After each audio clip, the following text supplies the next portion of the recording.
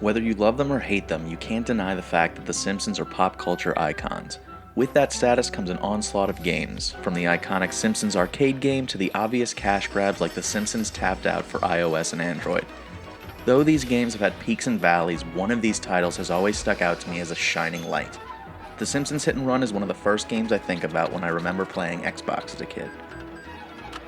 I played this game to death and finished it more times than I can count. To me, it will always be considered an overlooked highlight of the era.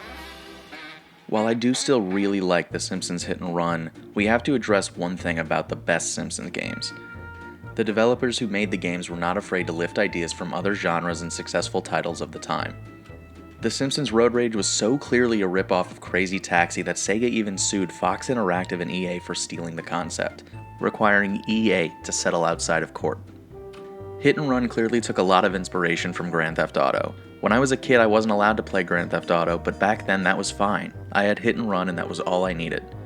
But after playing the game from start to finish again, I've realized that, while the game does share a lot of similarities to Grand Theft Auto, The Simpsons Hit and Run is entirely its own thing. You know what Grand Theft Auto is. I'm not going to do a comparison between the Simpsons Hit and Run and all of the Grand Theft Auto games. I'm not going to pander to you like that, but instead I'm going to solely talk about what makes Hit and Run special and different, and what makes it still worth playing today. One thing I want to address pretty much immediately is that if you don't like the Simpsons style of humor in the early 2000s, you probably aren't going to like this game in 2019. But if you do happen to like The Simpsons, you'll really appreciate the attention to detail in the game. Above all else, that's what keeps this game interesting in my opinion. Springfield feels entirely alive with side characters from the show walking the streets, landmarks sprinkled in the different levels that you play in, and voice acting done by the actual actors who voice the characters. Wow, Truckosaurus is some kind of truck/dinosaur. I never would have guessed. Uh-oh. The story is as chaotic as you would expect. I liken it to the Simpsons movie from 2007 in that a massive problem strikes everyone in Springfield, and it's up to our dysfunctional yet lovable family to save the day. One day, mysterious vans and robotic bees with cameras attached to them start spying on the residents of Springfield. While the first of 7 chapters starts off a little bit slow and amounts to little more than table setting, it isn't long before Bart gets abducted by aliens, forcing Lisa and Marge to investigate. Our heroes discover that aliens have been putting ingredients into Springfield's newest popular soda that will allow them to control their minds. The story is weird and hectic, but it feels totally at home in the Simpsons universe. One aspect of the game that will most likely get overlooked is the art style and the graphics. I'm incredibly impressed at how well the developers converted the two-dimensional animation of the show into 3D space. Colors are vibrant and still very pretty to this day. As impressive as it is, not everything from the show transferred over perfectly. Ralph's hair looks more like he has a head massager from Sharper Image stuck on his head, and looking anyone straight in the eye feels like they're staring dead-eyed into your soul. But overall, I cannot get over how good the art style still looks. The gameplay is broken up into 2 very unequal pieces. 85% of the game is spent driving, and only about 15% of the game involves navigating on foot. To pull that off, the game needs solid driving mechanics, and I am happy to say that driving around Springfield still feels like a blast. Each vehicle feels distinct from one another. That's likely due to the different stat levels that each vehicle has, which range from speed to acceleration to toughness. Bart's Honor Roller rocket ship car feels zippy and agile, while the Plow King feels like driving a Hummer in a china shop. One of my favorite parts of the game is the addition of secret vehicles hidden in each area and vehicles that you can buy. These cards are nods to the series and act as more than just references and inside jokes because they add to the gameplay. I constantly found myself singing the Mr. Plow jingle while ramming through traffic. Call Mr. Plow, that's my name, that name again is Mr. Plow. You can even drive cars that you destroy. It's a bad option, but if you were looking for a hard mode, I guess this is your chance. The various levels you visit while playing are littered with secret jumps and ramps, and they feel tailored to the driving-centric style of the game. To be quite honest, the heavy-handed reliance on driving missions over exploring levels on foot leads to a lot of repetition. Each of the missions boils down to either driving to a certain point fast enough, racing someone to a specific location, destroying a vehicle, or trailing someone and picking up items they drop.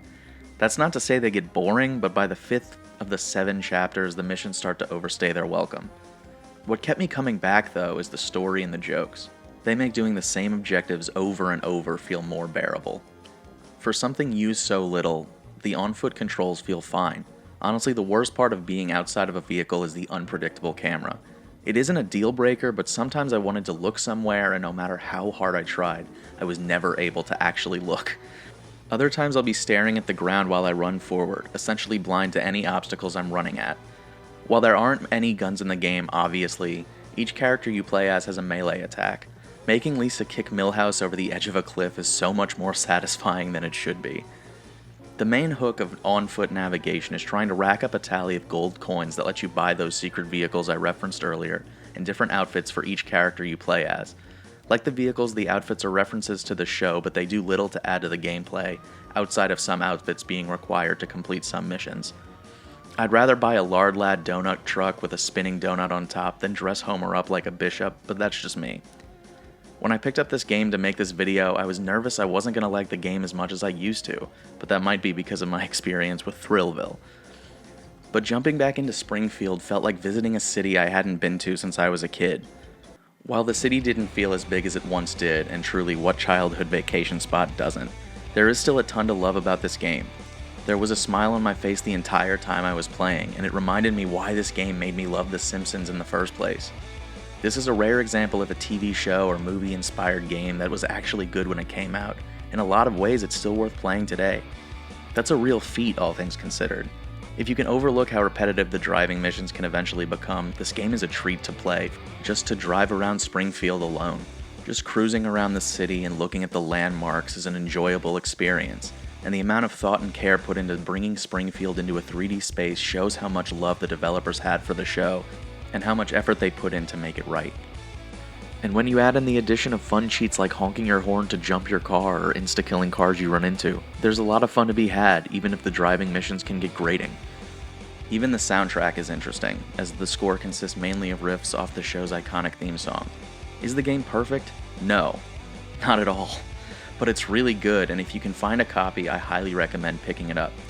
One last funny story I'll leave you on is I won an eBay auction years ago for a copy of The Simpsons Road Rage, the one that was sued by Sega. And when the game package finally came in, it was another copy of Hit and Run. And I wasn't even mad, because I was just like, oh, I have another copy of this game just in case. And that's how much I like this game. I have a backup copy that I'll literally never need. And if that isn't a ringing endorsement, I don't know what is. If you like the video, please consider leaving a like. It helps me out a ton to know what's working and what isn't.